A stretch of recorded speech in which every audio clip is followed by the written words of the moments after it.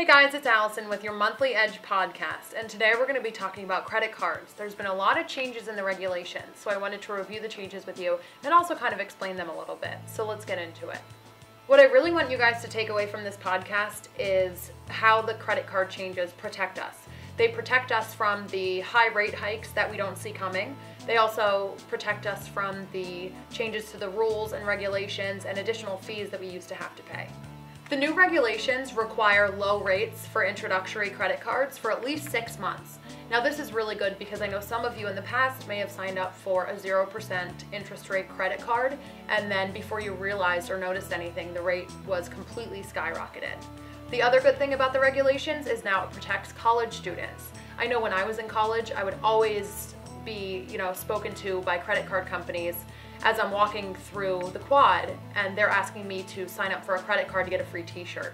So that really protects college students.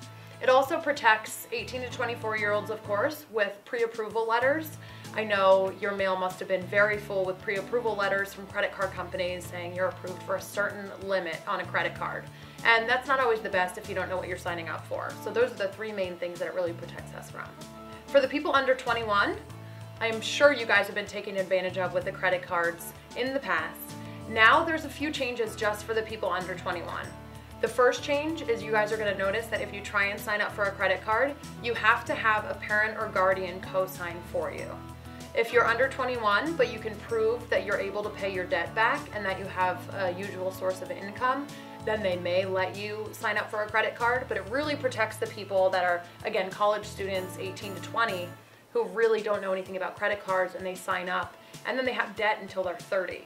That's happened to a few of my friends. It almost happened to me, so it really does protect us a lot in the future.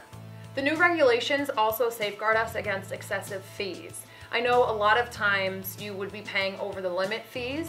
You would also be paying fees required for people with bad credit. And you may also be paying fees if you pay your debt off your credit card at one time. Now if the credit card companies want to change anything, this is also a new great thing, they have to let you know at least 45 days ahead of time. So if they're going to start charging you fees that you've not been charged in the past, if they're going to raise your rate, they have to tell you 45 days ahead of time. And this is great because within 45 days, you can close the account if you want or do a balance transfer with your credit union. I'll get to that in a minute, but the best thing is that you do know 45 days in advance any changes going on with your credit card or your credit card company. Another thing I wanted to mention about your statements is you really need to open them and look at them and see exactly what's included in your statements. A great way to get into debt with a credit card is not looking at how much you owe per month. So you really, again, need to take a look at your statements, see what they're charging you for, see how much you owe, and see how you can kind of pay that off as soon as possible. I know a lot of students think that credit cards are like free money, but in the end, you do have to pay the interest back along with the debt. So it's really important to make sure that, first of all, you charge only what you can pay for at the end of the month. And secondly, take a look at your statements and make sure everything is on there, everything is accounted for, and pay for it. Another great thing to know about the credit card regulation changes, you now get your statement 3 weeks before your payment is due, which is really nice. So you know exactly how much you're supposed to pay 3 weeks ahead of time. That changed from 2 weeks in the past, but now you have that extra week for a little bit of wiggle room if you do need to make up some extra money before your payment is due. The other good thing about this with the statements is every statement must now include the due date of the statement, of the payment, the grace period, any late payment fees, or any other fees or anything like that that you're going to need to pay with that statement. So it really is good for you guys to be able to prepare.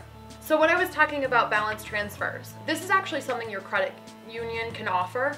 They have credit cards that their rates are normally a lot lower. The lowest rate right now for credit unions is about 8%, which is better, much better compared to my 30% interest rate on my credit card. The balance transfer, again, you can balance all of your debt on one credit card and move it to a credit union credit card.